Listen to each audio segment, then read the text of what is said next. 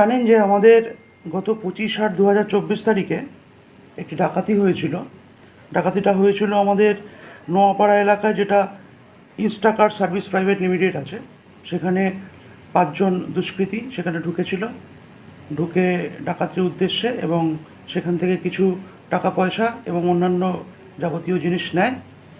এবং তারপরে ওখানে একটি অ্যালার্মের শব্দে ওরা দুষ্কৃতীরা পালিয়ে যেতে চায়, এবং সেখানে হাতে নাতে একজনকে ধরা হয় এবং তাকে আমরা অ্যারেস্ট করেছিলাম 26 তারিখ, যার বাড়ি ছিল বিহারের মহুয়া প্রিয় সাহানারিয়া। ওনার বাড়ি নাম হচ্ছে সন্দীপ যাদব।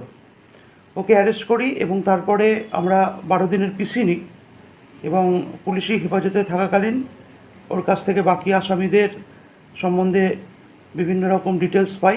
তারপরে আমরা রেড করে চুঁচুড়া থেকে আমরা আরও 3 জনকে অ্যারেস্ট করি।